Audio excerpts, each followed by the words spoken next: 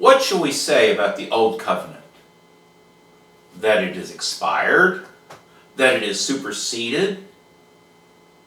That it is eternal? Many things are said of it.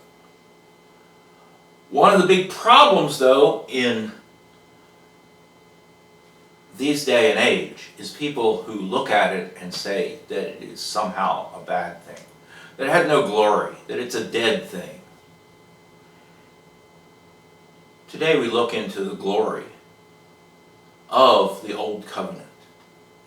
Because if we don't understand the glory of the Old Covenant, we are not going to understand the glory of the New Covenant. And although our main goal is to understand the glory of the New Covenant, we need to understand the glory of the Old Covenant first.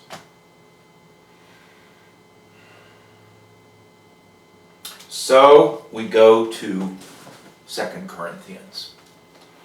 Now this is part of a study all the way through 2 Corinthians verse by verse, which there should be a link to. But not only that, it is a part of a study of the second half of the chapter, third chapter of 2 Corinthians, to look at this question of glory. And if you have not seen the introductions, there are 2 of them, to this playlist, this set of lessons, I suggest you jump out of here and go to the playlist, which I think is going to be linked there as well as in the description. And having jumped out, follow through the playlist, which will bring you back to here and then onwards in the study of the glory of the Old Covenant compared to the glory of the New Covenant. Now, assuming that you've seen both introductions, pick up in this verse. I will read 2 verses, 7 and 8, because that makes a complete sentence. We're only going to really study 7. 2 Corinthians chapter 3, verses 7 and 8. Now if the ministry that brought death, which was engraved in letters on stone, came with glory, so that the Israelites could not look steadily at the face of Moses, because of its glory, fading though it was, will not the ministry of the Spirit be even more glorious? So we're looking at an if clause. If then. If this, then that. So in order to understand the that, we will need to understand the if. So here is the if. The clause stripped of the if then. The ministry that brought death, which was engraved in letters on stone, came with glory, so that the Israelites could not look steadily at the face of Moses, because of its glory, fading though it was. That is the subject of the first introduction. The details of what happened to lead up to this glorious Old Covenant, and how Moses' face shone. See, if we just come into this verse, I have all I need. I have this little New Testament in my pocket. Don't need that old stuff. Well, how do you understand this? Well, it says that the Israelites couldn't look steadily on the face of Moses. Well, that means that the Old Covenant is weak and wavering, and they couldn't look steadily because it's never a sure thing.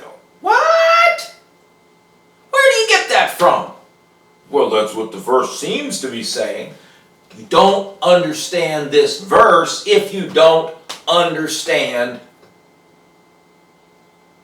the passage it refers to in Exodus. It assumes you know that passage inside out, upside down, and backwards and forwards.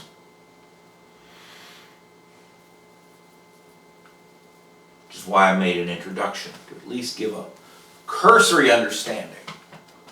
What happened? If you want to know, go see the introduction. It's there in the playlist. But what we know is that we have this ministry that brought death. Now, he's been talking about that in the first half of the chapter. He's been comparing that which is written on stone to that which is written not in ink. Now, why does he say sometimes stone and sometimes ink? Because only out of the 613 mitzvahs, commands, separate precepts, which no one could keep all of. It's an interesting piece. Interesting. Consider this. No one could keep all of the commands. Not even due to weakness. Why?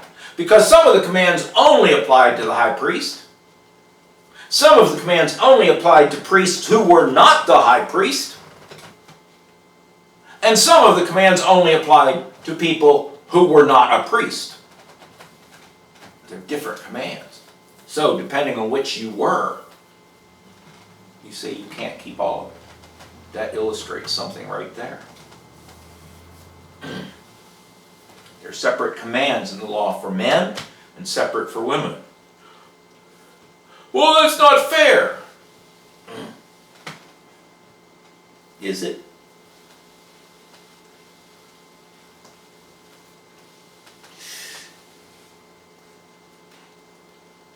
Is it really? Let's just talk about those shelves at Dollar General that the men avoid. There are commands about that. They apply to women and not to men. And there are things that men have problems with that women never have problems with. The Old Covenant. Very interesting thing. But of the 613 mitzvahs, most of them were written down when Moses spoke them to the people. He spoke them to the people after coming out of the tent of meeting, and they're written down, what he spoke. Did he himself write them on parchment or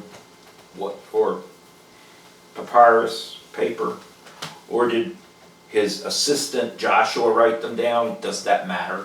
They were written down at his authority. But the 10 that form the core were written by God on tablets of stone. But they're part of a much larger body. And we have a different covenant that's written not on stone with fiery letters, not on paper with ink, but on human hearts. Written by the Spirit on our hearts, which we will get to in the next lesson. But what was the glory of that old covenant, that written on paper covenant?